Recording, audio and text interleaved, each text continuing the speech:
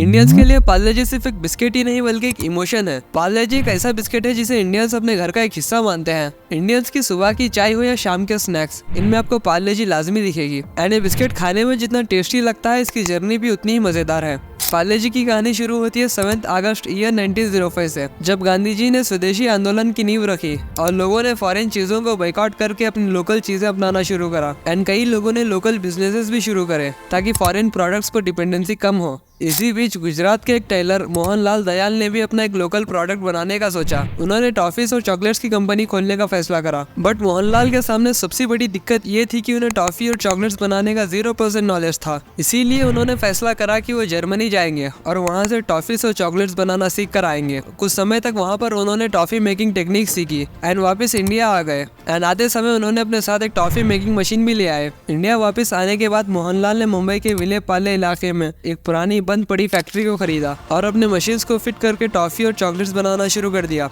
शुरुआत में मोहनलाल की फैक्ट्री में सिर्फ 12 लोग ही काम करते थे, जो कि मोहनलाल के फैमिली मेंबर्स ही थे।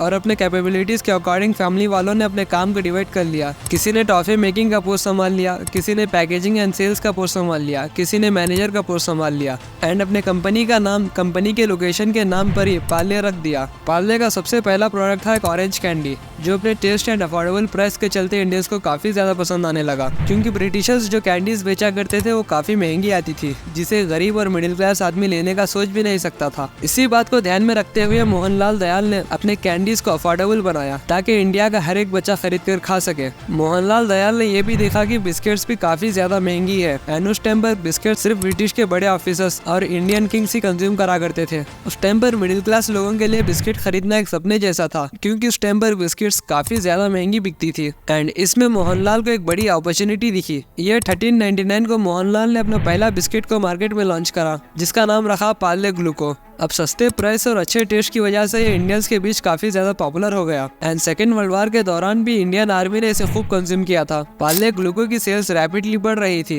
एंड पार्ले लोगों के नजर में आना शुरू हुआ।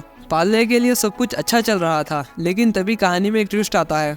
1947 में जब इंडिया आज़ाद हुआ तब अचानक से गेहूं की कमी हो गई एंड इसके चलते पार्ले को अपने ग्लूको प्रोडक्शन को रोकना पड़ा। पार्ले ग्लूको की प्रोडक्शन रुक जाने के कारण पार्ले को काफी ज्यादा लॉस हुआ, जिससे पार्ले कंपनी ने यह फैसला करा कि जब तक मार्केट में गेहूं अवेलेबल नहीं हो जाती तब तक वो जौ से बने बिस्किट्स बेचेंगे, और एक एडवर्टाइजमेंट लॉन्च करा जिसमें पार्ले ने अपने कस्टमर से यह अपील करी कि जब तक हालात सही नहीं हो जाते तब तक वो अपनी बिस्किट में जौ का यूज करेंगे।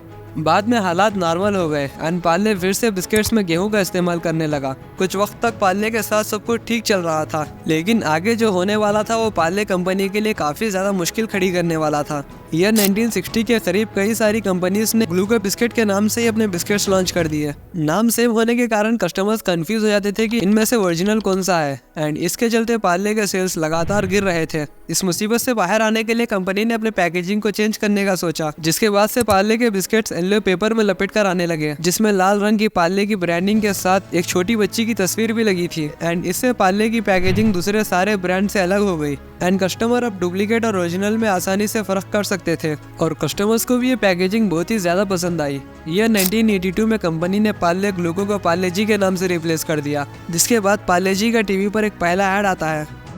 चाहत अपनी यही है जी, अपनी भी सांस भरी शक्ति भरी बरसों से पार्ले जी ने अपने एड्स को इस तरह से बनवाए जिससे बच्चे से बूढ़े तक हर कोई रिलेट कर पाए। इन एड्स की वजह से लोग पार्ले जी के साथ इमोशनली कनेक्ट होने लगे।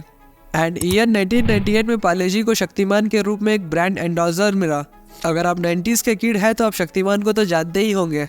उस टाइम पर बच्चों के बीच शक्तिमान बहुत ही ज्यादा फेमस था। ऐसे में अपने फेवरेट सुपर हीरो शक्तिमान की वजह से बच्चों में पार्ले जी को खूब पसंद किया जाने लगा। इसके बाद से जी माने जीनियस, हिंदुस्तान की ताकत, रोको मत टोको मत जैसे टैगलाइन्स ने पार्ले जी को खूब चर्चा में रखा। पार्ले जी के एडवर्टाइजिंग कैंपेन्स हमेशा से ही न्यूट्रिशियस और अफोर्डेबिलिटी की वैल्यूज पर ही फोकस रहे हैं। पार्ले ने अपने प्रोडक्ट पार्ले जी से मिली सफलता से हाथ पर हाथ धरे नहीं बैठा। कंपनी ने मार्केट में रिसर्च करके लोगों की पसंद और नापसंद को अच्छे से समझा। पार्ले ने देखा कि हर आदमी मीठी चाय के साथ मीठे बिस्किट कंज्यूम करना पसंद नहीं करता। कुछ लोगों को मीठे चाय के साथ नमकीन पसंद आते हैं।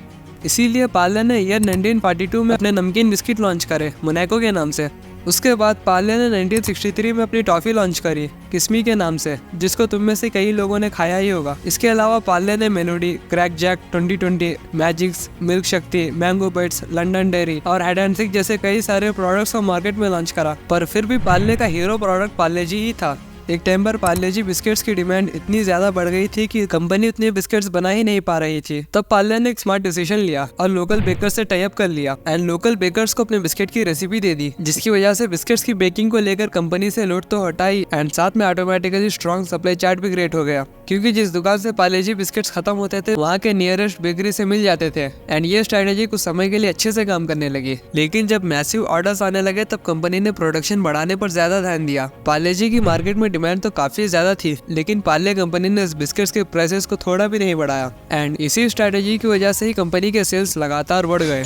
आपने देखा होगा पार्ले जी का छोटा पैक 2 रुपए और 5 रुपए में आ जाता है एंड ईयर 1939 के समय में भी ये सबसे सस्ता बिस्किट था एंड आज के टाइम पर भी ये सबसे सस्ता बिस्किट है। इंडिया में महंगाई आसमान छू रही, लेकिन पार्ले जी के प्राइसेस कभी नहीं बढ़े और पार्ले कंपनी अपने बिस्किट के प्राइसेस ना बढ़ाकर भी प्रॉफिट कमा रही है। फाइनेंशियल ईयर 2022 में पार्ले ने 256 करोड़ का प्रॉफिट जनरेट करा था। अब आपके मन में भी ये सवाल जरूर आया होगा, अगर कंपनी प्रोडक्ट्स के प्राइसेस बढ़ा ही नहीं रही है तो प्रॉफिट कैसे जनरेट कर रही है।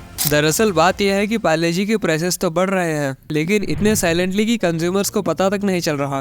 पार्ले को ये बात अच्छे से पता है कि कस्टमर्स को एक्स्ट्रा पैसे देना बिल्कुल भी पसंद नहीं है। एक बार जब इन्होंने पार्ले जी के ऊपर 50 पैसे बढ़ाए थे तब इनके सेल्स रैपिडली नीचे गिर गए एंड लोग सड़क पर उतरकर प्रोटेस्ट करने लगे। इसीलिए पार्ले कभी अपने बिस्किट्स के प्राइसेस को नहीं बढ़ाता, बल्कि वो बिस्किट की क्वांटिटी को कम करता है। पहले 4 रुपए में पार्ले जी का 100 ग्राम का पैक आता था एंड आज 5 रुपए में सिर्फ 55 ग्राम का पैक आता है। पार्ले जी का बिस्किट्स मार्केट में डोमिनेट करने का रीजन है ब्रांड लॉयल्टी, क्योंकि पार्ले जी को हमारे ग्रैंड फादर्स के जनरेशन से कंज्यूम किया जा रहा है। उस टाइम पर पार्ले ने अपने बिस्किट से एक ऐसी छाप छोड़ दी कि वो अफोर्डेबल और हेल्दी है, जो आज के टाइम पर एक स्ट्रॉन्ग लॉयल्टी क्रिएट कर चुका है। अगर आप सोच रहे हो कि पार्ले जी सिर्फ इंडिया में ही पॉपुलर है तो आप गलत हो। इंडिया के अलावा चाइना में भी दूसरे बिस्किट्स के मुकाबले पार्ले जी को सबसे ज्यादा कंज्यूम किया जाता है। इसके अलावा भी UK, USA, Canada, Australia, New Zealand जैसे कंट्रीज में भी पार्ले जी को बहुत ही ज्यादा पसंद किया जाता है एंड कई सारे देशों में इसकी मैन्युफैक्चरिंग यूनिट्स भी अवेलेबल है and on an average her second 4500 लोग पार्ले जी को खरीद रहे हैं। और 2023 में पार्ले ने 17,223 करोड़ का रेवेन्यू जनरेट करा था।